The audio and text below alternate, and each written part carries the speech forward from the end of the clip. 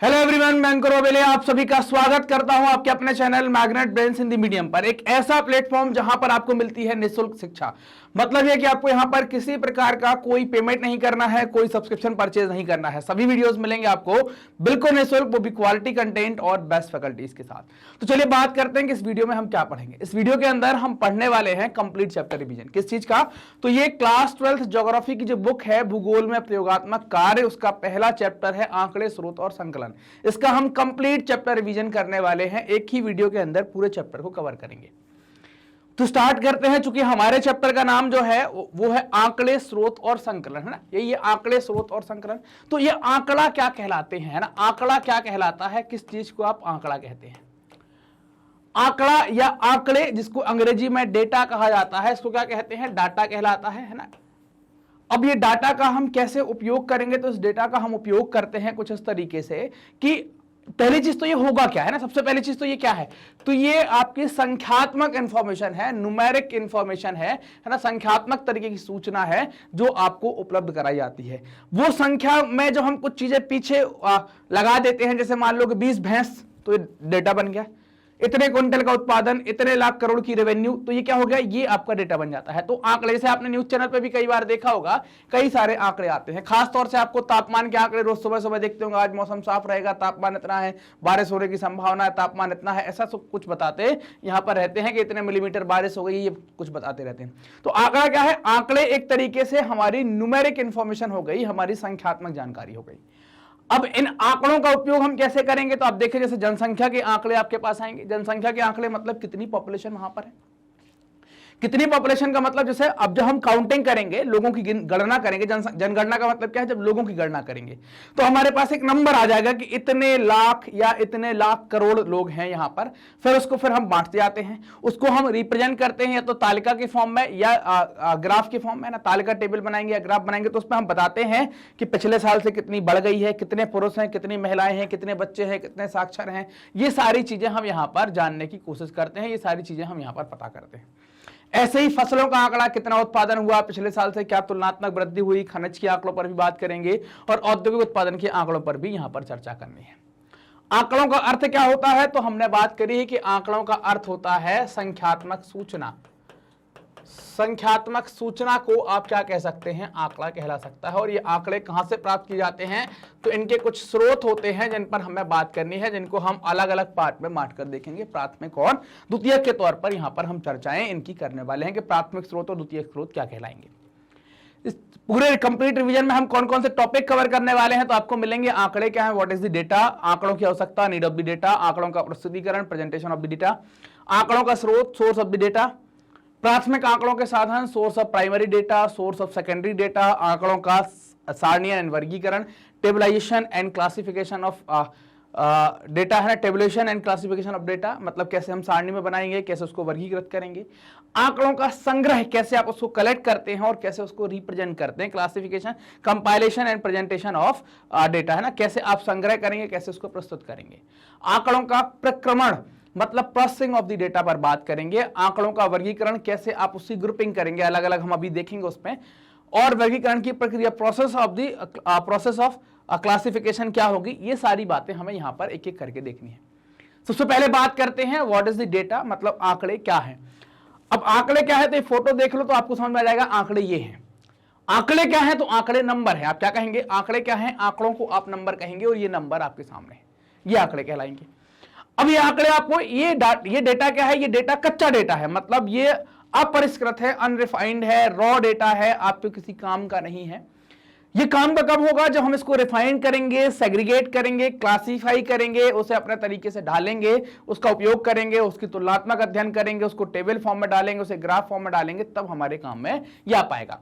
तो आंकड़ा क्या हो गया? तो आंकड़ों को ऐसी संख्याओं के रूप में परिभाषित किया गया है जो यथार्थ विश्व के मापन को प्रदर्शित करती हैं। मतलब आज की दुनिया का जो मापन है वो आंकड़ों से ही कर सकते हैं। मतलब इसको क्या कहेंगे? आधार सामग्री एकमात्र माप है, ऐसा आप यहां कह सकते हैं। प्रायः समाचार में आप पढ़ते हैं, जैसे आप पाते होंगे कि बाड़मेर में 20 सेंटीमीटर वर्षा हो गई, मतलब ये 20 क्या हो गया? ये आंकड़ा हो गया। सेंटीमीटर यूनिट हो गई ताकि आप जो नाप पाते हैं। 24 घंटों में बांसवाड़ा में 35 सेंटीमीटर वर्षा हो जाएगी। ऐसे ही रेलगाड़ी की सूचना है कि इसका समय ये है, इसकी लंबाई ये है, इसकी दूरी ये है, यात्रियों की संख्या इतनी है। ये रेलगाड़ी का हो गया। जैसे आप देख पा रहे हैं दिल्ली मुंबई की दूरी वाया कोटा वडोदरा 1350 किलोमीटर है और वाया इटारसी 1542 किलोमीटर है। ये क्या हो गया, ये आपके लिए डेटा हो गया। तो डेटा बात समझ में आई कि संख्यात्मक सूचना जो है उसको क्या कहते हैं, उसको ही हम आंकड़ा कहते हैं, आंकड़ा कहलाता है। यह आसानी से आप अनुभव कर सकते हैं या आसानी से यह अनुभव किया जा सकता है कि आज के संसार में बड़ी संख्या में आंकड़े उपलब्ध हैं, बहुत हर चीज का डेटा आपको उपलब्ध है। फिर भी इन आंकड़ों के तार्किक निष्कर्ष निकालना उस समय कठिन हो जाता है जब ये रॉ होते हैं, अपरिष्कृत होते हैं, जब ये कच्चे होते हैं। मतलब इनको रिफाइन नहीं किया गया है। जब तक ये रॉ डेटा है तो हम फिर इनका उपयोग नहीं कर पाते हैं। इनका उपयोग हमारे लिए क्या हो जाता है, उपयोग हमारे लिए कठिन हो जाता है ना, कठिन उपयोग आपको यहां पर देखने को मिलेगा। तो आपको क्या करना पड़ेगा, जो कच्चा डेटा आया है उसको रिफाइन करेंगे। रिफाइन करने के बाद उसको टेबल फॉर्म में लाएं, ग्राफ फॉर्म में लाएं, या कोई और तरीके से हम उसका उपयोग कर पाए। क्योंकि हम डेटा क्यों ले रहे हैं, डेटा हम इसलिए ले रहे हैं कि हम पिछले वर्ष, मतलब मान लो कि हमने किसी उत्पादन की बात कर ली, तो हम पिछले वर्ष उत्पादन की तुलना कर सकें, हमें देख सके क्या फायदा, हम साथ ही देख सकें खर्चा कितना हुआ, हमें फायदा क्या हुआ।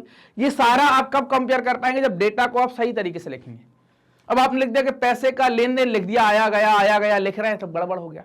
एक जगह लिखना पड़ेगा कितना पैसा खर्च हुआ, एक जगह लिखना पड़ेगा कितना पैसा आया। इन दोनों को बाद में बैलेंस करने के बाद आप देखेंगे कि कितना बच रहा है, वो आपका प्रॉफिट हो जाएगा। पैसा आएगा कैसे, पैसा आएगा आपको फसल बेचकर। लगा कैसे, क्योंकि आपको जुताई करवानी है, बुआई करवानी है, निराई करानी है, गुड़ाई करानी है, खरपतवार नाशी डालना है, कीटनाशक डालने हैं, खाद डालने हैं, है ना, कटाई होगी, हार्वेस्टिंग होगी, ये सब आप करवाएंगे तो पैसा लगेगा, तो ये खर्चे में चला गया। फसल बेचने के बाद जो आया वो आमदनी हो गई। तो आपको मेंटेन करना पड़ेगा, उसका माइनस जो होगा, अगर आप उत्पादन की जो लागत आई है कुल, उसमें से जो उत्पादन की जो बिक्री आई उसमें से कुल लागत को हटा देंगे और अगर प्लस में बच रही संख्या तो मतलब फायदा हो गया। तो कैसे पता करेंगे, तो पता करना पड़ेगा ना। तो ये डेटा का उपयोग करना, कच्चा डेटा रखेंगे कहीं भी लिख दिया, बोले दीवार पे लिख दिया, यहां लिख दिया, ऐसे काम नहीं चलेगा। इसलिए आपको ये सुनिश्चित करना या ये सुनिश्चित कर लेना महत्वपूर्ण है कि मापी गई सूचना प्रतीक गणितीय रूप से प्राप्त की गई है। मतलब ऐसे नहीं बोले यार अब वो चले गया था 3 घंटे ट्रैक्टर कितना नहीं पता, आपको पता होना चाहिए, उसका आपका नंबर पता होना चाहिए, कितने पैसे का ट्रैक्टर चला है, कितने खर्चा वहां आने वाला है। तार्किक रूप से निगमित किए गए हैं तथा सांख्यिकीय विधि से परिकलित किए गए हैं।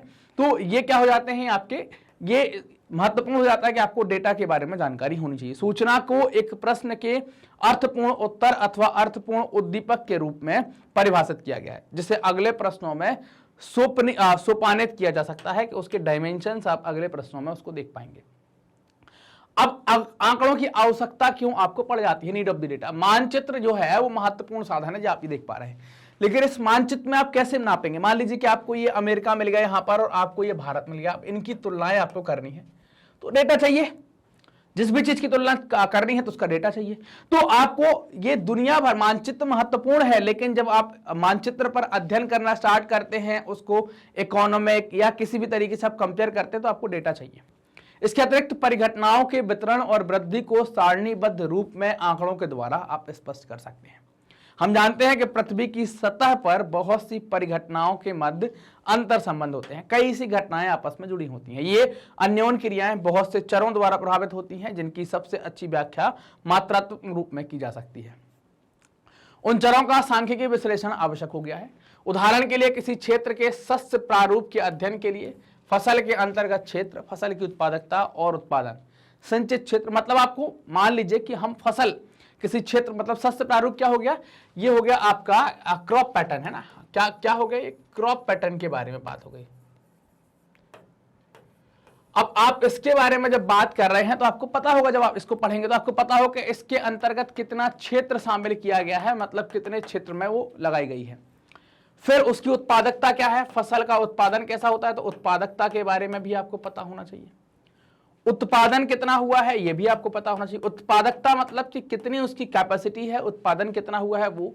सिंचाई के साधन क्या है, सिंचित है या असिंचित है, उसके आधार पर हम अंदाजा लगाएंगे। वर्षा कितनी होती है, उससे भी कुछ क्या होगा कि भाई वर्षा अगर टाइम पर होती है तो हमें डीजल या अलग से मेहनत नहीं करनी पड़ेगी, मशीन नहीं रखनी पड़ेगी। उर्वरक का खर्चा कितना आ जाता है, चूंकि ये तो बहुत जरूरी चीज आती है जिसको आप फर्टिलाइजर या खाद कहते हैं, ये भी बहुत महत्वपूर्ण है।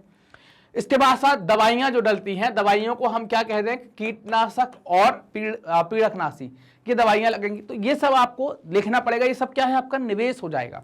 तो इनके बारे में सांख्यिक सूचना होना आपको आवश्यक है, तभी तो आप खेती अच्छी कर पाएंगे। आपको जानकारी नहीं है, करते चले जा रहे तो आप लास्ट में यही पता नहीं कर पाएंगे कि आप फायदे में हैं या नुकसान में है। इसी प्रकार के किसी क्षेत्र में एक नगर के विकास के अध्ययन के लिए कुल जनसंख्या घनत्व, प्रवासियों की संख्या, लोगों के व्यवसाय, उनके वेतन, उद्योग, यातायात और संचार के साधनों से संबंधित आंकड़े आवश्यक होते हैं। इस प्रकार आंकड़े भौगोलिक विश्लेषण में एक महत्वपूर्ण भूमिका निभाता है। इस प्रकार आंकड़े क्या होते हैं, भौगोलिक विश्लेषण में एक महत्वपूर्ण भूमिका निभाता है। आपने एक व्यक्ति की कहानी सुनी होगी जो अपनी पत्नी और 5 साल के बच्चे के साथ यात्रा कर रहा है। मतलब हम डेटा रिप्रेजेंटेशन की बात यहां पर कर रहे हैं, है ना। तो आपने कहानी ये सुनी होगी। अब इसमें आपने पाया होगा कि वो जो व्यक्ति है उसने क्या किया, जब नदी पार कर रहे हैं, उसको नदी पार करनी है, मान लीजिए ये नदी हो गई है ना, ये नदी हो गई, अब उसको यहां से और यहां तक ये नदी पार करनी है। तो उसने क्या किया, यहां की लंबाई गहराई पता कर ली, यहां की पता कर ली, यहां की पता कर ली, यहां की पता कर ली। मतलब 4 पॉइंट उसने पता कर लिए कि एक जगह उसको 0.6 मिलेगा, एक जगह 0.8 मिलेगा, एक जगह 0.9 मिलेगा, एक जगह 1.5 मीटर मिल गई। तो उसने क्या किया, मैथमेटिकल तरीके से, गणितज्ञ रहा होगा तो उसने उसका तुरंत, बहुत एक्सपर्ट गणितज्ञ नहीं रहा होगा, उसने क्या किया, तुरंत एवरेज निकाल लिया, औसत बना दी 0.95 मीटर। मतलब यहां पर, यहां से यहां तक की उसको औसत गहराई जो मिली 0.95 मीटर मिली। अरे बोले बढ़िया यार, सब पार कर जाएंगे, कोई दिक्कत नहीं है। क्यों दिक्कत नहीं है, बोले यार अपना लड़का तो जो है वो तो 1 मीटर से ऊपर है, वो तो निकल जाए, कोई दिक्कत नहीं है।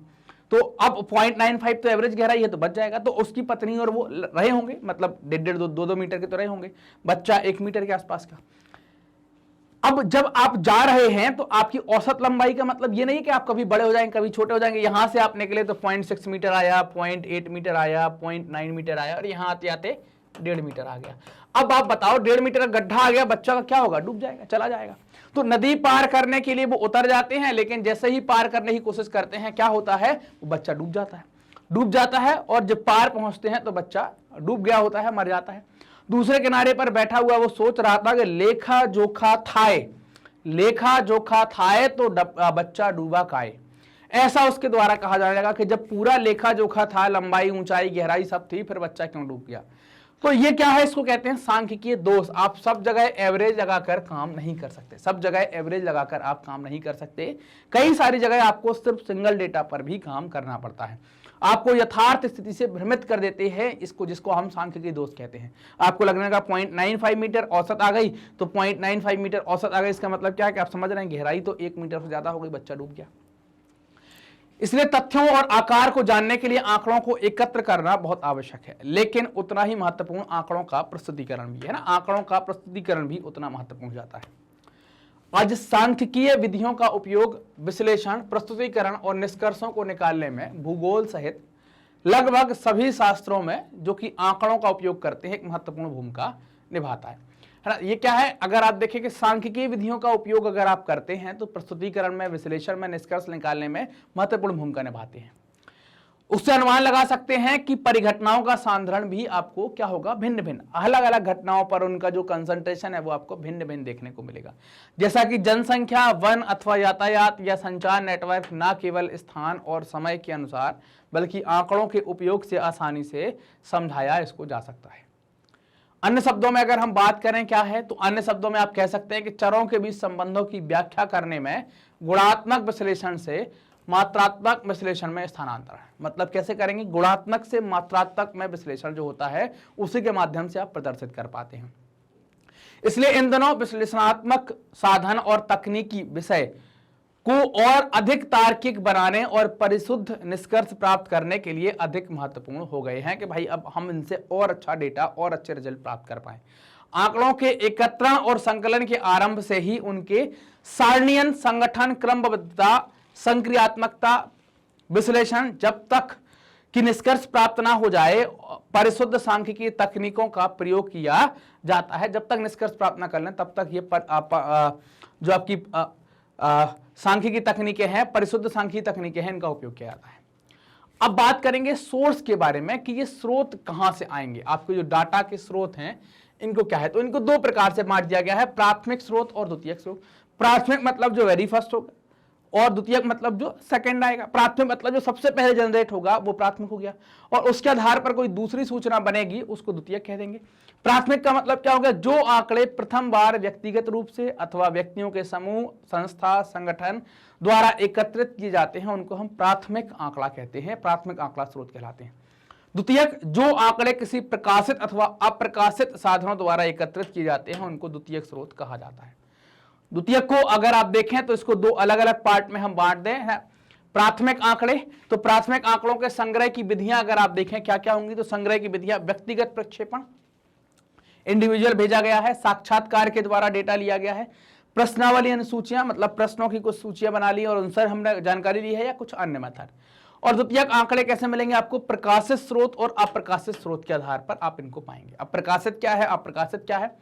प्रकाशित स्रोत के जो सोर्स होंगे वो क्या है, सरकारी, अर्ध सरकारी, अंतर्राष्ट्रीय, निजी और समाचार पत्र, ये आपके प्रकाशित स्रोत की जानकारियां होंगी। अप्रकाशित के क्या हो जाएंगे, सरकारी, अर्ध सरकारी, व्यक्तिगत या गैर सरकारी प्रलेख या अन्य प्रलेख, ये क्या हो जाएंगे आपके अप्रकाशित स्रोत हो जाएंगे। क्लियर, तो ये आपके अप्रकाशित स्रोत कहलाए जाएंगे। ये द्वितीयक आंकड़ों की बात हो गई, और ये आपके प्राथमिक आंकड़ों की बात हो गई कि व्यक्तिगत प्रक्षेपण, साक्षात्कार, प्रश्नावली और अन्य विधियां। अब बात करेंगे हम प्राथमिक आंकड़ों के साधन के बारे में, सोर्स ऑफ प्राइमरी डेटा क्या होगा। तो इस पर हमने कई सारी बातें देखी हैं, कैसे कैसे, जिसे अगर आप यहां पर देखेंगे तो हमने प्राथमिक पर क्या बात करी है, प्राथमिक पर देखा है कि व्यक्तिगत मिलेगा, साक्षात्कार मिलेगा, प्रश्नावली अनुसूचियां मिलेगी। तो वही हम यहां पर बात करने वाले हैं कि व्यक्तिगत प्रक्षेपण क्या होगा। यह सूचनाओं के उस संग्रह की ओर संकेत करता है जो व्यक्तिगत या व्यक्तियों के समूह द्वारा क्षेत्र में प्रत्यक्ष प्रक्षेपण द्वारा एकत्रित की गई है, घूम घूम कर उनको एकत्रित किया गया है, ऐसी बात की गई है। क्षेत्र सर्वेक्षण के द्वारा भू आकृति के लक्षणों, मतलब कैसे आप करते हैं, भू आकृति के लक्षण क्या है, घूम घूम कर आप पता करेंगे। अपवाह का प्रारूप मतलब नदी कैसे घूम रही है, पानी कैसे बहता है, वो मिट्टी और प्राकृतिक वनस्पति के प्रकार, इनकी जानकारी लेंगे। साथ ही साथ जनसंख्या की संरचना, सघन है, विरल है, बहुत कम है, बहुत ज्यादा है, लिंगानुपात क्या है, साक्षरता क्या है वहां की, परिवहन और संचार के साधन क्या है, नगरीय और ग्रामीण अधिवास के बारे में आप सूचनाएं एकत्रित करते हैं। फिर भी व्यक्तिगत प्रक्षेपण करते समय सम्मिलित उस जो प्रक्षेपण में जो व्यक्ति सम्मिलित हैं उनको निष्पक्ष मूल्यांकन करना होता है, और विषय का सिद्धांतिक ज्ञान और वैज्ञानिक दृष्टिकोण भी रखना होता है, तभी वो अच्छे तरीके से प्रक्षेपण कर पाते हैं। दूसरा आता है जिसको कहते हैं साक्षात्कार। इस विधि में शोधकर्ता उत्तर देने वाले से प्रत्यक्ष सूचना, संवाद और बातचीत द्वारा प्राप्त करता है। फिर भी साक्षात्कारकर्ता को क्षेत्र के लोगों से साक्षात्कार करते समय निम्नलिखित सावधानियों को बरतना चाहिए। लोगों से साक्षात्कार द्वारा जिन सूचनाओं को इकट्ठा करना है उन विषयों की एक परिशुद्ध सूची तैयार कर लेनी चाहिए। मतलब जिनसे जानकारी करनी है, जिनसे हमें साक्षात्कार लेना है या जिन विषयों पर जानकारी लेनी है, उसकी एक वेरी प्योर लिस्ट हम बना लें। साक्षात्कार लेने वाले व्यक्तियों को सर्वेक्षण के उद्देश्यों के बारे में स्पष्ट जानकारी होनी चाहिए। कोई भी संवेदनशील प्रश्न पूछने से पहले उत्तर देने वालों को विश्वास में लेना चाहिए। उसे यह विश्वास दिलाना चाहिए कि गोपनीयता बनाई रखी जाए, है ना, उसे यह विश्वास लेना चाहिए कि गोपनीयता बनाई रखी जाएगी। अनुकूल वातावरण होना चाहिए, है ना, वातावरण जो हो वो आपका अनुकूल रहना चाहिए, जिससे उत्तर देने वाला बिना झिझक के तथ्यों को स्पष्ट कर सके, है ना, जिससे क्या है, उत्तर देने वाला बिना झिझक के तथ्यों को स्पष्ट कर सके। प्रश्नों की भाषा साधारण और शिष्ट होनी चाहिए। प्रश्न जो है आप पूछे तो ऐसे मत पूछ रहे कि बहुत चुभ जाए किसी को, साधारण तरीके की भाषा आप रखकर उसमें पूछ सकते हैं। उत्तर देने वाला प्रेरित होकर सहज ही प्रश्नों से संबंधित उत्तर सूचना देने के लिए सहमत हो जाए, इस प्रकार की भाषा का आप उपयोग करें। ऐसे प्रश्नों को पूछने से बचना चाहिए जिससे उत्तर देने वालों के आत्मसम्मान अथवा धार्मिक भावनाओं को ठेस पहुंचती है, तो ऐसे बचें कि उनसे ठेस ना पहुंचे, ना, ठेस पहुंचती है तो ऐसे से बचना चाहिए। साक्षात्कार के अंत में उत्तर देने वालों से पूछना चाहिए कि वह सूचना जो दे चुके हैं उसके अतिरिक्त कुछ और सूचना देना चाहते हैं क्या।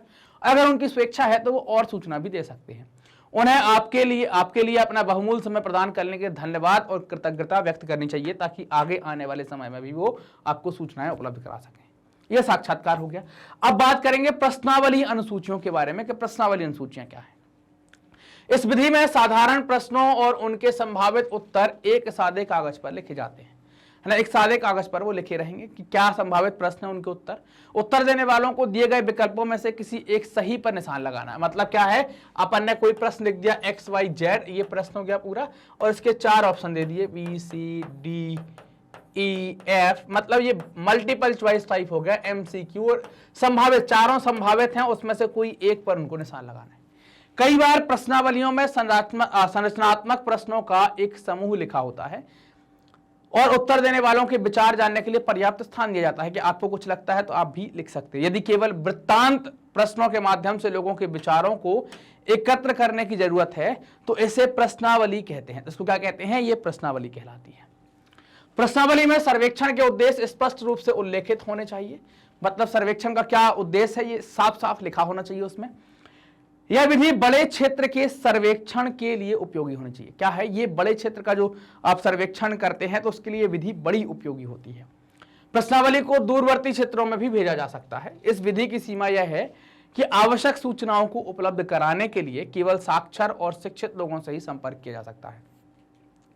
प्रश्नावली से मिलती जुलती जिसमें जांच पड़ताल से जुड़े प्रश्न दिए रहते हैं उसे अनुसूची कहा जाता है। उसको क्या कहते हैं? उसे अनुसूची कहा जाता है। प्रश्नावली और अनुसूची में केवल यह अंतर होता है कि प्रश्नावली में उत्तर देने वाले प्रश्नावलियों को स्वयं भरता है, जबकि सूची या जिसको आप अनुसूची कहते हैं, सूची में परिगणक उत्तर देने वाले से प्रश्न पूछकर, जैसे हम जनगणना की बात करते हैं तो पूछ कर टिक कर लेते हैं। प्रश्नावली की तुलना में अनुसूची का मुख्य लाभ यह है कि इसके द्वारा सूचना शिक्षित और अशिक्षित दोनों ही के द्वारा दी जा सकती है, दोनों ही उत्तर दे सकते हैं, क्योंकि उसमें परिगणक टिक करता जाएगा तो वो इन्फॉर्मेशन आ जाएगी। जबकि अगर प्रश्नावली की बात करें तो केवल पढ़ा लिखा व्यक्ति ही उसकी जानकारी भर पाएगा। एक अनुसूची को भरने के लिए गणनाकर्ता को पूरी तरह प्रशिक्षित होना पड़ता है। मतलब जो गणना करने जाता है, जैसे जनगणना में आपने देखा होगा, तो उसको ट्रेंड होना पड़ेगा। जब वो ट्रेंड है तो वो आसानी से इसको कर पाएगा। अन्य विधियां क्या है? तो मृदा जल के गुणों से संबंधित आंकड़े सीधे क्षेत्रों से मृदा किट या जल गुणवत्ता किट का उपयोग करते हुए उनकी विशेषताओं को मापकर एकत्रित करेंगे। जैसे आप देख पा रहे हैं कि फसल स्वास्थ्य का माप लेने के लिए डायरेक्टली ये व्यक्ति गया है और ये मेजर कर रहा है। इसी तरह क्षेत्र वैज्ञानिक के उपयोग से फसलों और वनस्पतियों के स्वास्थ्य के बारे में आंकड़े इकट्ठे यहां पर किए जा सकते हैं। तो ये 4 विधियां हो गई हमारी प्राथमिक आंकड़ों के साधन के बारे में, सोर्स ऑफ प्राइमरी डाटा के बारे में। अब हम बात करने वाले हैं सेकेंडरी डेटा के बारे में। अब देखो, बात करेंगे द्वितीयक स्रोतों के बारे में। तो आंकड़ों के द्वितीयक स्रोत, सेकेंडरी सोर्स ऑफ डेटा के बारे में। तो अब देखिए, द्वितीयक स्रोतों के जो सोर्स हैं उनको हमने देखा था प्रकाशित और अप्रकाशित तरीके से। कैसे आपको प्राप्त होंगे? प्रकाशित और अप्रकाशित स्रोत होते हैं इसमें, जिनमें सरकारी रिपोर्टें शामिल होती हैं, प्रलेख शामिल होते हैं, कुछ रिपोर्ट शामिल होती हैं। तो सबसे पहले बात करते हैं प्रकाशित साधन के बारे में। जो पब्लिश टूल हैं वो क्या क्या होंगे? सरकारी प्रकाशन की अगर हम बात करें, गवर्नमेंट पब्लिकेशन की अगर बात करें, तो अलग अलग मंत्रालयों की रिपोर्ट हो गई, भारत सरकार के अलग अलग विभागों की बात हो गई, राज्य सरकारों के प्रकाशन हो गए, जिलों के बुलेटिन हो गए। ये सभी क्या हैं? ये सेकेंडरी सोर्स ऑफ इंफॉर्मेशन के अंदर आते हैं, द्वितीयक सूचना के अंतर्गत आते हैं या द्वितीयक आंकड़ों के अंतर्गत आते हैं। इनके अंतर्गत भारत के महापंजीयक का कार्यालय जो है वो आ जाएगा, भारत की जनगणना है वो आ जाएगी, राष्ट्रीय प्रतिदर्श सर्वेक्षण की रिपोर्ट आ जाएगी, भारतीय मौसम विज्ञान की रिपोर्ट आ जाएगी, राज्य सरकारों द्वारा प्रकाशित सांख्यिकीय सारांश और विभिन्न आयोगों द्वारा प्रकाशित आवधिक रिपोर्टें सम्मिलित किए जाते हैं। कुछ सरकारी प्रकाशन चित्र में आप देखेंगे दर्शाए गए हैं, उनको अपन देखेंगे, फोटो क्या लगी है वो देख लेंगे। अर्ध सरकारी प्रकाशन जो है इस श्रेणी के अंतर्गत क्या होंगे? ऐसी संस्थाएं आएंगी जो अर्ध सरकारी हैं, जैसे कि अगर हम बात करें यहां पर नगर विकास प्राधिकरण, विभिन्न नगरों और शहरों के नगर निगमों के बारे में, नगर निगम, जिला परिषद, ये सब क्या आ जाएंगे? इनकी प्रकाशन या इनकी रिपोर्टें ये अर्ध सरकारी प्रकाशन के अंतर्गत आएंगी। और ये अर्ध सरकारी प्रकाशन क्या है? द्वितीयक आंकड़ों के द्वितीयक स्रोत के अंतर्गत आएगा। तीसरा आता है अंतर्राष्ट्रीय प्रकाशन। अंतर्राष्ट्रीय प्रकाशनों के अंतर्गत क्या आती है? वार्षिकी आएगी, संयुक्त राष्ट्र के विभिन्न अभिकरण, जैसे कि क्या है यूनेस्को जिसको आप कहते हैं वैज्ञानिक और सांस्कृतिक संगठन, संयुक्त राष्ट्र विकास कार्यक्रम जिसको आप यूएनडीपी के नाम से जानते हैं, विश्व स्वास्थ्य संगठन जिसको आप डब्ल्यूएचओ के नाम से जानते हैं, खाद्य व कृषि संगठन जिसको आप एफएओ के नाम से जानते हैं। तो इन सबकी प्रकाशित रिपोर्टें, मोनोग्राफी, सबको इसमें सम्मिलित किया गया है, उनको शामिल किया गया है। संयुक्त राष्ट्र के कुछ महत्वपूर्ण प्रकाशन जो आवधिक होते हैं जैसे वे है demographic year book, statistical year book और मानव विकास रिपोर्ट, ये सभी साल में आती हैं, तो इनको भी उसमें काउंट किया गया है। कुछ आते हैं निजी प्रकाशन। इसी श्रेणी के अंतर्गत समाचार पत्र, क्या? समाचार पत्र, निजी संस्थाओं द्वारा प्रकाशित वार्षिकीय पुस्तिका, सर्वेक्षण, शोध रिपोर्ट और प्रबंध, ये सब कुछ किसमें आते हैं? आपके निजी प्रकाशन के अंतर्गत आते हैं। तो हमने यहां पर बातें कर ली चार प्रकार की कौन सी? सबसे पहला सरकारी प्रकाशन की बात हो गई, फिर अर्ध सरकारी प्रकाशन की बात हो गई, फिर अंतर्राष्ट्रीय प्रकाशन की बात हो गई और निजी प्रकाशन की बात हो गई। ये सभी क्या हो गए? आपके आंकड़ों के द्वितीयक स्रोत के अंतर्गत आते हैं। अब 5वें नंबर पर चलते हैं, समाचार पत्र और पत्रिकाएं, है ना? क्या? समाचार पत्र और पत्रिकाएं। दैनिक समाचार जो हम पढ़ते हैं, हमारे घर में आता है अखबार, न्यूज में हम देखते हैं। अब वो अखबार कैसा हो सकता है? आपका साप्ताहिक हो सकता है, पाक्षिक हो सकता है, मासिक हो सकता है, या पत्रिकाएं हो सकती हैं। ये सभी क्या है? द्वितीयक आंकड़े उपलब्ध कराती हैं। इलेक्ट्रॉनिक मीडिया की अगर हम बात करते हैं तो आप पाएंगे कि इसमें आप इंटरनेट को उपयोग कर सकते हैं, इलेक्ट्रॉनिक आंकड़ों का उपयोग कर सकते हैं, टीवी का उपयोग कर, ये सारे इलेक्ट्रॉनिक्स का माध्यम हो जाएगा जिनके माध्यम से आपको आंकड़े मिलते हैं। ये सारे प्रकाशित स्रोत के अंतर्गत हो गए, मतलब जो आंकड़ों के द्वितीयक स्रोत है उनका एक कैटेगरी थी प्रकाशित, तो उसमें हमने 5-6 चीजें पढ़ ली। अब हम अप्रकाशित की बात करेंगे। अप्रकाशित मतलब क्या हो गया? यहां पर सरकारी प्रलेख सबसे पहले आ गया। द्वितीयक आंकड़ों के अन्य स्रोत अप्रकाशित रिपोर्टें, मोनोग्राफी और प्रलेख है ना? मोनोग्राफ और प्रलेख है। ये प्रलेख सरकार के विभिन्न स्तरों पर, है ना, सरकार के विभिन्न स्तरों पर अप्रकाशित रिकॉर्ड के रूप में तैयार किए जाते हैं। मतलब अपनी तैयारी करने के लिए रिपोर्ट तैयार करते हैं, लेकिन उसको बाद में कभी छापते नहीं है और सुरक्षित रख लेते हैं। उदाहरण के लिए गांव स्तर पर अगर आप देखें, राजस्व अभिलेख गांव के पटवारियों के द्वारा आप देखते हैं बनाते रहते हैं वो, लेकिन बताते नहीं है। जिसको जरूरत है उसको बस बताते हैं, इसके अलावा बताते नहीं है। तो वैसी कुछ बात हो गई। अब बात करेंगे अर्ध सरकारी प्रलेख के बारे में। अर्ध सरकारी प्रलेखों में विभिन्न नगर निगम शामिल होंगे, जिला परिषद और लोक सेवा विभागों द्वारा तैयार और अनुरक्षित की गई आवधिक रिपोर्टों को इसमें शामिल किया जाएगा। आवधिक रिपोर्टें और विकास योजनाएं सम्मिलित की जाती हैं। निजी प्रलेख आप देखेंगे, इसके अंतर्गत कंपनियों, व्यापार संघों, विभिन्न राजनीतिक और अराजनीतिक संगठन और निवासीय कल्याण संघों कि अप्रकाशित रिपोर्टों और रिकॉर्ड यहां पर क्या किए गए हैं? उनको यहां पर सम्मिलित किया गया है। प्राथमिक और द्वितीयक, अब बात करेंगे आंकड़ों का हम सारणीयन और वर्गीकरण, है ना? Tabulation and classification of data. तो प्राथमिक और द्वितीयक आंकड़े हमने पढ़ लिए थे, हम जानते हैं क्या हैं, और हमने इनके सोर्स भी जान लिए थे क्या कहलाते हैं, इनकी परिभाषा भी जानते हैं, इनका सोर्स भी जानते हैं। तो प्राथमिक और द्वितीयक आंकड़ों द्वारा एकत्र किए गए आंकड़े प्रारंभ में आपको समझ में नहीं आएंगे, बहुत कम समझ में आएंगे, आप समझ नहीं पाएंगे। और कम समझ में आने वाली सूचनाओं को एक उलझे समूह के रूप में आपको दिखाई देगा, बोले कहां फंस गए चक्कर में, छोड़ो इसको। अब उसको क्या करना होगा? ये जब समझ में नहीं आ रहे हैं तो इसको क्या कहते हैं? तब इसको कहा जाता है कच्चा आंकड़ा, है ना? ये क्या कहलाता है? रॉ डेटा कहलाता है। क्या कहलाता है? Raw data. यहां लिख दूं, रॉ डेटा इसको कहा जाता है। अर्थात अन्य महत्वपूर्ण, है ना, अन्य पूर्ण निष्कर्ष निकालने और उपयोग में लाने के लिए उन अपरिष्कृत कच्चे आंकड़ों के सारणीयन और वर्गीकरण की जरूरत होती है। मतलब जो कच्चा डेटा है उसको टेबल के फॉर्म में आपको करना है और उसको छांटना है। सांख्यिकीय सारणी आंकड़ों को संक्षिप्त करने और प्रस्तुत करने के सबसे साधारण उपायों में से एक होती है। यह आंकड़ों की कॉलम और पंक्तियों में की गई एक सुव्यवस्थित व्यवस्था होती है ना? क्या है? आंकड़ों की कॉलम और पंक्तियों में की गई एक सुव्यवस्थित व्यवस्था है। इस सारणी का उद्देश्य प्रस्तुतिकरण को, है ना, इस सारणी का उद्देश्य प्रस्तुतिकरण को आसान और तुलना को सरल बनाना है। इस सारणी से पाठकों को वांछित सूचना शीघ्र मिल जाती है। इस प्रकार तालिकाएं विश्लेषक के लिए कम स्थानों में आंकड़ों के विशाल समूह को प्रस्तुत करना संभव बनाती है। आंकड़ों के विशाल समूह को प्रस्तुत करना संभव बनाती है। आंकड़ों का संग्रह सारणीयन सारणी के रूप में प्रस्तुत करना, मतलब देखो आपने आंकड़े ले लिए हैं और उनको आपने इकट्ठा कर लिया। अब समस्या आ गई है ना? पहले तो आपको जरूरत क्या थी? यहाँ पर पहले तो उसको क्लासीफाई करना पड़ेगा, बांटना पड़ेगा क्या है। अब आपने इसको संग्रह कर लिया है, इकट्ठा कर लिया, तो इसको रिप्रेजेंट करना पड़ेगा। तो रिप्रेजेंट करने के कई तरीके होंगे। एक चीज तो आ गई यहाँ पर, इसको हम कहते हैं क्या? अब रिप्रेजेंट कैसे करेंगे? तो एक तरीका तो हो गया निरपेक्ष रूप में कर देंगे, एक हो गया प्रतिशत के रूप में, और एक हो गया संकेत सूची के रूप में। ये 3 तरीके हैं जिनके आधार पर आप जो कच्चा डेटा आया है उसको आपने वर्गीकृत किया, छांटा, और उसको आप रिप्रेजेंट कर देंगे। तो इसमें जो निरपेक्ष रूप है, तो निरपेक्ष आंकड़ा क्या कहलाता है? सबसे पहले हम इसके बारे में जान लेते हैं ना। निरपेक्ष आंकड़ा आप किसको कहेंगे? सबसे पहले हम इसके बारे में जान लेते हैं, किस चीज को आप निरपेक्ष आंकड़ा कहते हैं। जब आंकड़े अपने मूल रूप में पूर्णांक की तरह प्रस्तुत किए जाते हैं, मूल रूप में पूर्णांक की तरह प्रस्तुत किए जाते हैं, तो उन्हें क्या कहते हैं? निरपेक्ष आंकड़े अथवा कच्चे आंकड़े कहते हैं। उदाहरण के लिए क्या बात करें, जैसे एक देश अथवा राज्य की कुल जनसंख्या आ गई तो वो क्या है कि कच्चा आंकड़ा है, या किसी विनिर्माण उद्योग का जो उत्पादन है वो क्या है आपका एक कच्चा आंकड़ा है। जैसे आप देखें कुछ हमने 2011 की जनगणना ली है, ये कच्चा आंकड़ा है। जैसे भारत की टोटल जनसंख्या इतनी आ गई है, अब इसमें से हो सकता है कि परफेक्ट पर्सन कितने हैं नहीं पता है, वो बाद में छांटेंगे, लेकिन कच्चा आंकड़ा आ गया है, पुरुष इतने हैं महिलाएं इतनी हैं। ऐसे ही क्या कर दिया गया है, हर राज्य की यहां पर लिख दी है। जम्मू कश्मीर में 1,25,41,302, उसमें पुरुष हैं 66,40,000, महिलाएं हैं 59 लाख। हिमाचल प्रदेश का लिख दिया, पंजाब का लिख दिया, चंडीगढ़ का लिख दिया, उत्तराखंड, हरियाणा, दिल्ली, राजस्थान, उत्तर प्रदेश, बिहार, सबका ये कच्चा डेटा यहां पर लिख दिया गया। तो वो तो हो गया निरपेक्ष प्रारूप हो गया। अब बात करेंगे किसकी, प्रतिशत और अनुपात के बारे में। किसके बारे में, प्रतिशत और अनुपात के बारे में। कई बार आंकड़े अनुपात अथवा प्रतिशत रूप में बताने पड़ते हैं। आपने कितने प्रतिशत अंक प्राप्त किए, लिखते हैं ना, बोले सर 85, तब तक कोई बोला सर 90%, कोई बोला 92, एक आया बहादुर 98, कुछ 75 वाले भी आएंगे।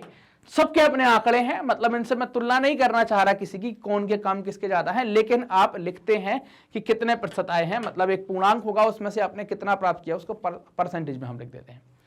कई बार आंकड़े अनुपात अथवा प्रतिशत के रूप में सारणीबद्ध किए जाते हैं ना, आपको कई बार अनुपात और प्रतिशत के रूप में बताना पड़ता है, जो कि एक सामान्य प्राचल से परिकलित होते हैं ना, एक सामान्य तरीका। जैसे साक्षरता के बारे में बात करते हैं, साक्षरता दर, जनसंख्या की वृद्धि दर, दर जहां आएगी वहां प्रतिशत की बात आ जाएगी। कृषि उत्पाद और औद्योगिक उत्पादों की का प्रतिशत, हम अब एक सारणी देखेंगे, उसमें भारत की साक्षरता दर देखेंगे। तो कैसे निकालेंगे साक्षरता दर, तो अब देखिए हमारा निकालने का तरीका क्या है, तो कुल साक्षरता डिवाइड बाय कुल जनसंख्या, मतलब कितने देश में पढ़े लिखे हैं उनकी संख्या, और डिवाइड बाय और टोटल जनसंख्या, और मल्टीप्लाई बाय 100 साक्षरता दर आ जाएगी। ये दर दी गई है। आप दिन प्रतिदिन देख पा रहे हैं कि बड़ी 1951 में 18% थी, 61 में 28 हो गई, 71 में 34% हो गई, और बगल में स्त्री और पुरुष की जनगणना यहां पर दी गई है। तो ये क्या है, ये आप कैसे कर पा रहे हैं, आपने डेटा इकट्ठा किया, उसको फिर आपने छांटा, टेबल के फॉर्म में बनाया, फिर परसेंटेज के रूप में आपने इसको प्रस्तुत कर दिया। हमको अच्छा भी लग रहा है देखने में। मतलब अगर हम 2011 में जैसे ही देखते हैं तो हम पाते हैं कि उस टाइम पर वहां की जनसंख्या के हिसाब से लोग कितने पढ़े थे, 18%, और आज कितने पढ़े लिखे हैं, साक्षर है 73%। तो थोड़ा देखने में अच्छा लगता है, ये कहलाता है रिप्रेजेंटेशन। ऐसे आपको डाटा को रिप्रेजेंट करना पड़ता है। अगला आता है सूचकांक है, जिनको आप कहते हैं इंडेक्स। एक इंडेक्स के बारे में पढ़ा होगा आपने, HDI जिसको कहते हैं, ह्यूमन डेवलपमेंट इंडेक्स है, वो एक अलग बात हो गई। लेकिन अगर हम यहां पर बात करें तो हम कुछ आधार वर्ष का निकालेंगे, उत्पादन के आधार पर कुछ देखेंगे।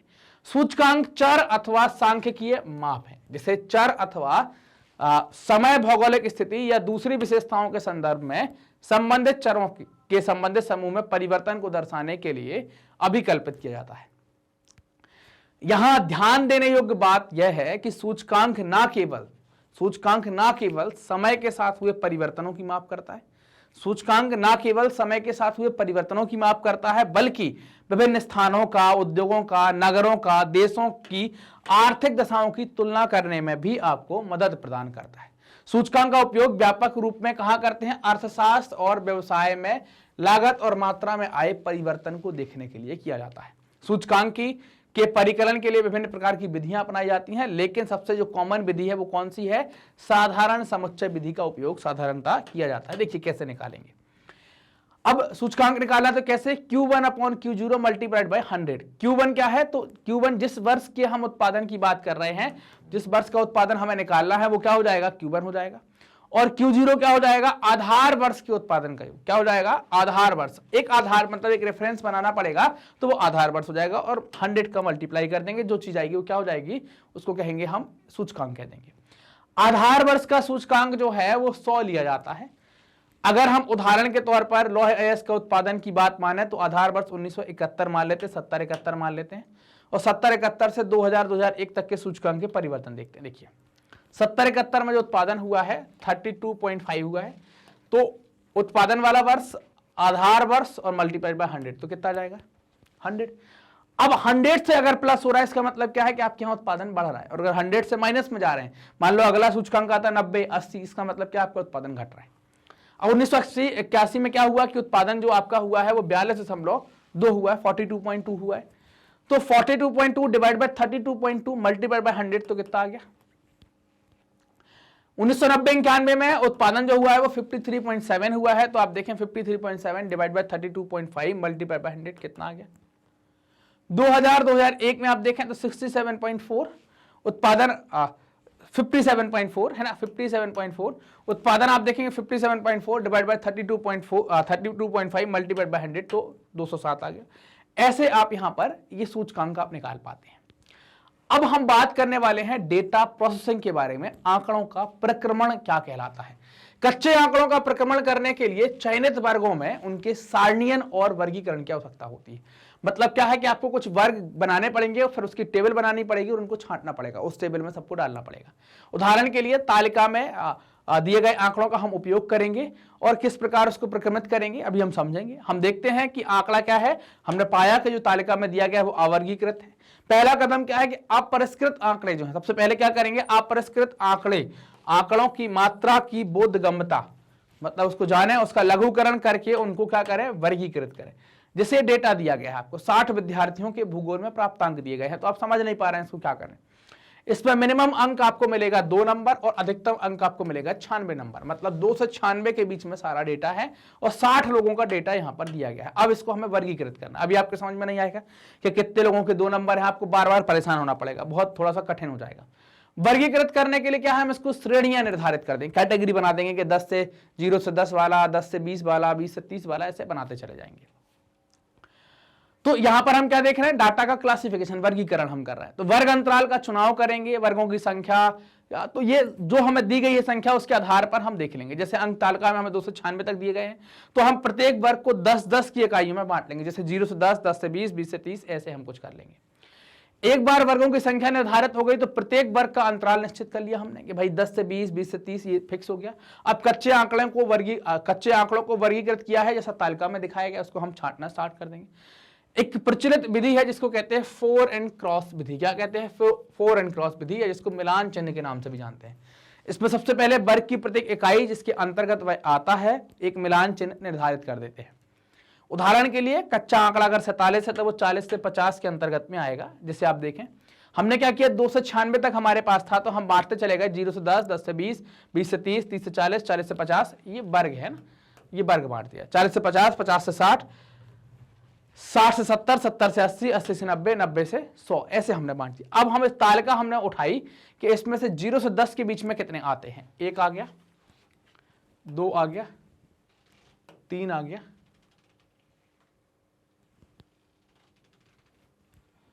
और देख लो क्या क्या आ गया भाई। तो ऐसे अपन क्या करेंगे, छांटते चलेंगे, है ना, ऐसे अपन क्या करेंगे, छांटते चलेंगे। यहां पर ये टेबल आ गई, तो हमने क्या लिख लिया, यहां पर 2 आ गया, 2 आ गया, 9 आ गया, 6 आ गया। देखो ये 2 आ गया, ये 2 आ गया, ये 9 आ गया और यहां कहीं 6 आ गया, ये 4 चीजें आ गई। अब इस जो ये विधि हम कर रहे हैं ना, इस विधि में हम क्या करते हैं कि इसमें कभी भी जो 10 है उसको शामिल नहीं करेंगे, क्योंकि 10 यहां पर है और 10 इसकी ये जो अगर हम इस डिजिट को लेते हैं, मान लो अगर हमने 0 से 10 ली है तो ये क्या कहलाती है, निम्न सीमा कहलाती है, और ये क्या कहलाती है, उच्च सीमा कहलाती है। तो उच्च सीमा को कभी यहां उच्च सीमा अगर मान लो कोई 10 होता तो इसमें काउंट नहीं करेंगे, किसमें काउंट होगा, अगले वाले में, क्योंकि उसमें भी ये निम्न सीमा है। क्लियर बात। तो अब 0 से 10 में आपने देखा 0 मतलब 2, 2, 9, 4। अब इसको कैसे बताएंगे, तो ये 4 क्रॉस है, मतलब 4 एंड क्रॉस मेथड की बात की गई, तो 4 डंडे आपने खींच दिए, है ना, तो ये 4 हो गए। और यहां पर कितने हैं, 0 से 10 की कैटेगरी में 4 व्यक्ति हैं। 10 से 20 कितने आ गए, 10, 15, 18, 12, 17। तो ये 4 क्रॉस ऐसे बनाए और एक, तो 4 क्रॉस मेथड हो गई है, 4 क्रॉस फिफ्थ मेथड कहलाती है ये। तो ऐसे हमने क्रॉस कर दिया यहां पर।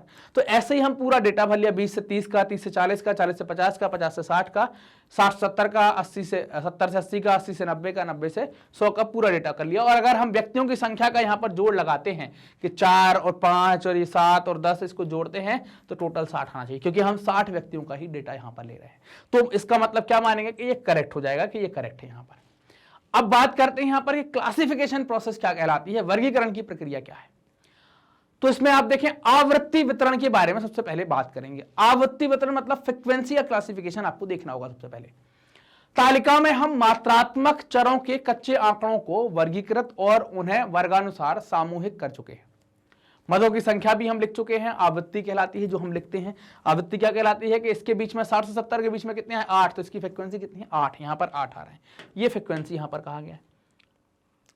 अब स्पष्ट होता है कि एक चर की विभिन्न मदों को कैसे वितरित किया गया है, ये यहां पर क्या हो जाता है, स्पष्ट हो जाता है। आवृत्तियों को साधारण और संचयी आवृत्तियों में वर्गीकृत किया गया है। सबसे पहले बात करें हम साधारण आवृत्ति के बारे में, साधारण आवृत्ति के बारे में। एफ द्वारा प्रदर्शित साधारण आवृत्ति है ना, एफ द्वारा प्रदर्शित साधारण आवृत्ति प्रत्येक वर्ग के व्यक्तियों की संख्या को प्रदर्शित करती है। मतलब एफ हमने बता दी साधारण आवृत्ति है। तालिका में सभी वर्गों के लिए दी गई आवृत्ति का योग दी गई श्रेणी में व्यक्तिगत अवलोकन के कुल योग के बराबर। ये हम बात कर चुके थे कि हमको 60 लोगों का डेटा दिया गया है और आवृत्ति का पूरा जोड़ अगर हम देखेंगे तो वो भी कितना आना चाहिए, कुल व्यक्तियों के डेटा के बराबर। मतलब 60 लोगों का दिया गया है तो आवृत्तियों का जोड़ भी 60 आना चाहिए। जैसे आप यहां पर देखें, ये एफ बताई गई साधारण आवृत्ति और ये सी एफ बताई गई संचयी आवृत्ति के बारे में। सबसे पहले साधारण आवृत्ति 0 से 10 के बीच में 4 है, 10 से 20 के बीच में 5 है, 20 से 30 के बीच में 5 है, ये आवृत्ति है, ये लिखते चले गए। संचयी आवृत्ति का मतलब क्या होता है कि इसमें हम जोड़ते चले जाते हैं। इसमें हम क्या जोड़ते हैं, पहले तो 4 हो गई, जब दूसरे 10 से 20 लिखेंगे तो 10 से 20 का मतलब क्या है कि ये संचयी हो गई कि इसमें पुरानी वाली जुड़ गई, मतलब ये 4 में 5 जुड़ जाएगा तो 9 हो गई। 20 से 30 क्या होगा कि अब ये 9 आ गई है तो ये 5 इसमें जुड़ जाएगा, 14 हो गई। 30 से 40 क्या हो गया, 7 आ गई, 7 14 में जुड़ जाएगा तो 21 हो गई। 40 से 50 क्या हो गया, 6 इसमें जोड़ दी तो 27 हो गई। 50 से 60 क्या हो गया, तो इस पर 10 जोड़ दिया तो 37 हो गई। ऐसे हम जोड़ते हुए आगे चलते हैं। इसको क्या कहते हैं, संचयी आवृत्ति कहलाती है। ये संचयी आवृत्ति के बारे में बात की गई, पूरा लिखा वही हुआ है कि सीएफ से इसको दर्शाएंगे, है ना। कॉलम 3 में ये बताई गई है, जैसे पहली आवृत्ति 4 है, फिर अगर दूसरे का लिखना है तो उसमें 5 जोड़ देंगे, 9, है ना। और लास्ट में आपको कितनी प्राप्त होनी चाहिए, 60 होनी चाहिए। अब तक हम उसको मानेंगे नहीं, 60 आ गई तो करेक्ट है। ध्यान देने योग्य बात यह है कि एन अथवा ईएफ के बराबर, मतलब एन नंबर ऑफ कैंडिडेट जो है वो सिग्मा एफ के बराबर होगा। सिग्मा एफ मतलब टोटल, तो जो आवृत्तियों का कुल योग होगा और जो एन संख्या आपको दी गई है वो बराबर होंगे। संचयी आवृत्ति का लाभ यह है कि एक व्यक्ति आसानी से समझ सकता है कि 27 व्यक्ति ऐसे हैं जिनका प्राप्तांक 50 से नीचे है। मतलब यहां पर अगर आप देखें, अगर यहां पर हम बात करते हैं तो आप पाएंगे कि 27 व्यक्ति ऐसे हैं जिनका प्राप्तांक क्या है, 50 से नीचे है, क्योंकि इसमें 49 तक की काउंटिंग की गई है। तो यह संचयी आवृत्ति का यहां पर फायदा हो जाता है। प्रत्येक सामान्य आवृत्ति इसके समूह अथवा वर्ग से संबंधित होती है। समूहों या वर्गों को तैयार करने के लिए अपवर्ती या समावेशी विधि का आप उपयोग करते हैं ना, अपवर्ती या समावेशी विधि का प्रयोग करते हैं। अपवर्ती क्या है, तालिका में 2 संख्याएं दी गई हैं, मतलब जैसे अगर हम 20-30 को ले लेते हैं तो इसमें एक 20-30 में एक क्या हो जाएगा आपका, एक हो जाएगी आपकी निम्न सीमा और एक हो जाएगी आपकी उच्च सीमा।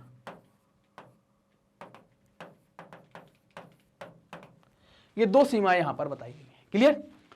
एक उच्च सीमा और एक निम्न सीमा। अगर आप ये 30 को देखते हैं तो इसको पाएंगे कि जैसे ही हम अगले वाले पर जाते हैं 30 से 40 है ना, जैसे ही हम अगले वाले पर जाते हैं 30 से 40, तो इसमें आप पाएंगे कि यहां पर 30 उच्च सीमा में है, यहां पर क्या हो गया 30 निम्न सीमा में आ जाता है। ये हमें ध्यान रखना पड़ता है। तो अपवर्ती में हम जो उच्च सीमा होती है उसको लेते नहीं है।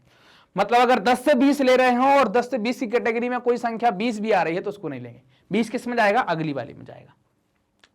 तो क्या हो गया यहां पर कि जो उच्च सीमा है अगर हम देखें 30 तो दोनों वर्ग में प्रदर्शित है। तो क्या करेंगे कि हम लेकिन कोई भी अवलोकन जिसका मूल्य 30 है उसे इस वर्ग में शामिल नहीं करेंगे, उसे किस में करेंगे, निम्न सीमा वाले, जहां पर 30 निम्न है वहां पर शामिल करेंगे।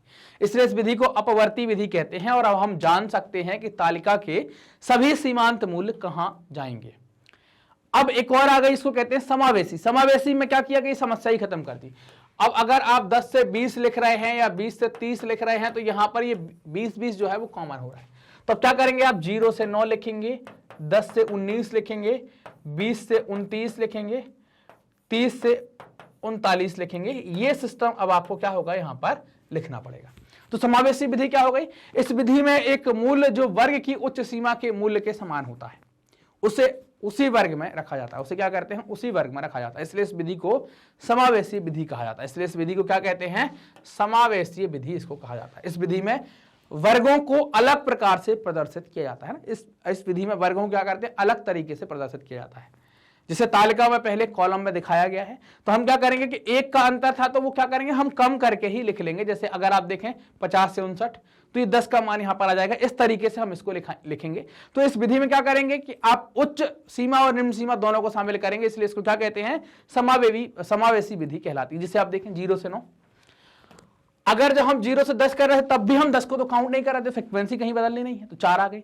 है ना। 10 से 19 यहां भी हम, अगर यहाँ 20 हो तो 20 को तो लेना नहीं है, 20 तो अगले वाले में जाएगा। 10 से 19 यहाँ 5 आ गई, फ्रीक्वेंसी दोनों की सेम रह गई, लेकिन जो वर्ग का क्लासिफिकेशन है इस कारण से इसको क्या कहते हैं, समावेशी कहते हैं, और उसको हम साधारण कह देते हैं। ठीक, दोनों में जोड़ आपको सेम ही यहां पर मिलने वाले हैं। अब हम बात करेंगे आवृत्ति बहुभुज के बारे में कि आवृत्ति का बहुभुज क्या है।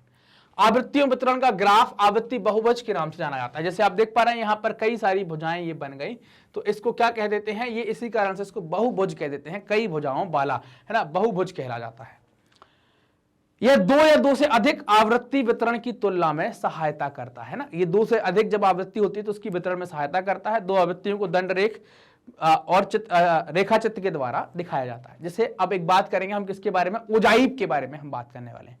किसके बारे में बात करेंगे, उजाइब के बारे में बात करेंगे। जब आवृत्ति को जोड़ दिया जाता है ना, जब आवृत्ति को जोड़ दिया जाता है उन्हें संचयी आवृत्ति कहेंगे। क्या कहेंगे, उनको संचयी आवृत्ति कहेंगे। और जिस सारणी में सूचीगत किए गए हैं उसे संचयी आवृत्ति सारणी कहेंगे। जिस श्रेणी में आवृत्ति संचयी अगर जोड़ जोड़ कर कर रहे हैं और जिस टेबल में लिखेंगे तो संचयी आवृत्ति सारणी कहलाएगी। संचयी आवृत्ति द्वारा प्राप्त किए गए वक्र को उजाइब कहा जाता है ना। क्या कहते हैं इसको, उजाइब कहा जाता है। इसका निर्माण या तो कमतर विधि के द्वारा, लेस देन मेथड, या अधिकतर विधि के द्वारा, मोर देन मेथड के द्वारा इसका निर्माण किया जाएगा। जैसे कमतर विधि में क्या करेंगे, हम श्रेणियों की उच्च सीमा से शुरू करते हैं। कैसे करेंगे, श्रेणियों की उच्च सीमा से हम इसकी शुरुआत करते हैं और आवृत्ति को जोड़ते जाते हैं और बढ़ाते चले जाते हैं, जोड़ते जाते हैं और बढ़ाते चले जाते हैं। इन आवृत्तियों को अंकित किया जाता है और एक उभरता हुआ वक्र कुछ इस तरीके से वक्र आपको मिलेगा। अधिकतर में क्या है, हम यहां पर निम्न सीमा से शुरू करते हैं और संचयी आवृत्ति के प्रत्येक वर्ग की आवृत्ति को घटाते चले जाते हैं। जब ये आवृत्तियां अंकित की जाती हैं तो हमें एक गिरता हुआ वक्र कुछ इस तरीके का वक्र यहां पर दिखाई देता है। और दोनों को कंबाइन भी कर देते हैं, कई बार तो दोनों मिले जुले भी दिखाई देने स्टार्ट हो जाते हैं। कमतर विधि की बात करें तो सबसे पहले इन्होंने क्या किया है, यहां पर कि उच्च सीमा को दर्शाना है, यहां पर, है ना, उच्च सीमा को दर्शाना है। तो उच्च सीमा क्या हो गई, यहां पर अगर आप देखें 100 से कम, 100 से कम कितने लोग हैं, 60 लोग हैं। तो 100 से कम कितने लोग हैं, 60 लोग हैं, ये बता दिया यहां पर। ठीक, फिर हम क्या करेंगे, 90 से कम कितने हैं, 56, फिर और 80 से कम कितने हैं, 51, और 70 से कम कितने हैं, 45, 60 से कम कितने हैं, 37, 50 से कम कितने हैं, 27, 40 से कम कितने हैं, 21, 20 से कम कितने हैं, 9, 20 से कम कितने हैं, 9, ये 9 आ गए, और ये कितने हो गए, 4, 10 से कम। अब इनको मिलाते हुए एक ग्राफ क्या कर दिया गया, ऐसे तैयार कर दिया गया। इसको क्या कहते हैं, इसको कमतर विधि कहा जाता है, ये कमतर विधि कहलाती है। क्लियर। अधिकतर विधि में आप देखें इसमें उल्टा करना है, आपको कुछ नहीं करना है, यहां पर उल्टा कर देना है, ये पूरी टेबल को उल्टा कर देना है बस, है ना, इस पूरी टेबल को उल्टा कर देना है। 0 से अधिक कितने, सभी 0 से ज्यादा है, 60, तो 60 को अपन ने 0 से अधिक को क्या कर दिया, 60 लिख दिया, 0 से अधिक। अब आ गए 10 से अधिक। 10 से अधिक का मतलब क्या हो गया कि 10 से अधिक का मतलब क्या हो गया कि अब ये 10 कम कर दो। 10 से अधिक कितने हैं, तो 0 से अधिक 60 हो गए, 10 से अधिक मतलब ये 10 कम कर दें, तो 90 से कम वाले आप यहां पर कितने आ जाएंगे, यहां पर 56 आ जाएंगे, फिर 56 ऐसे ही चलेंगे, फिर 20 से अधिक 51 आ जाएंगे, और ऐसे करते करते अधिकतर विधि में ग्राफ गिरता हुआ और कमतर विधि में ग्राफ उठता हुआ बनता है। उभरा हुआ वक्र बनेगा उसमें, इसमें गिरा हुआ वक्र बनेगा। अगर दोनों को आप मिला देते हैं, कमतर और अधिकतर दोनों को मिलाते हैं, कमतर अधिकतर उजाइब दोनों को साथ में लेते हैं, तो ग्राफ कैसा बनेगा, कुछ इस तरीके से। ये है आपका कमतर विधि का ग्राफ और ये है आपका अधिकतर विधि का ग्राफ। ये दोनों को यहां पर मर्ज कर दिया गया है, दोनों को यहां पर मिला दिया गया है। तो एक क्रॉस पैटर्न आपको यहां पर देखने को मिल जाता है, क्रॉस पैटर्न के रूप में आप यहां पर इसको देख पाते हैं। ये हमारा कंप्लीट चैप्टर रिवीजन था हमारे चैप्टर नंबर 1 का, जिसको हमने यहां पर कंप्लीट कर लिया है। मैग्नेट ब्रेन्स अपनी हाई क्वालिटी एजुकेशन के लिए जाना जाता है, साथ ही साथ निःशुल्क शिक्षा के लिए। मतलब आपको यहाँ पर क्वालिटी कंटेंट के लिए पैसा खर्च नहीं करना है। हम बहुत सारे कोर्स ऑफर करते हैं, CBSE English medium, Hindi medium, NTSC, olympiad, CUET, UP, Bihar board, बिल्कुल फ्री ऑफ कॉस्ट आपको ऑफर किए जाते हैं। ये वीडियो कहाँ मिलेंगे, हमारे ऑफिशियल यूट्यूब चैनल पर, वेबसाइट पर, एप्लीकेशन पर, बिल्कुल फ्री ऑफ कॉस्ट आप देख सकते हैं। बुक्स एंड बुक्स के लिए डिस्क्रिप्शन में लिंक दी गई है। इसके अलावा आप हमसे कनेक्ट कर सकते हैं यूट्यूब, फेसबुक, इंस्टा, ट्विटर और टेलीग्राम के माध्यम से। ये वीडियो आप देख रहे हैं मैग्नेट ब्रेन्स के Hindi channel magnet brains Hindi medium पर, तो चैनल को सब्सक्राइब करें, वीडियो को लाइक करें, अपने दोस्तों के साथ जमकर शेयर करें। मिलते हैं अगले वीडियो में, तब तक अपना ध्यान रखिए, ख्याल रखिए, मस्त रहिए, पढ़ते रहिए। धन्यवाद।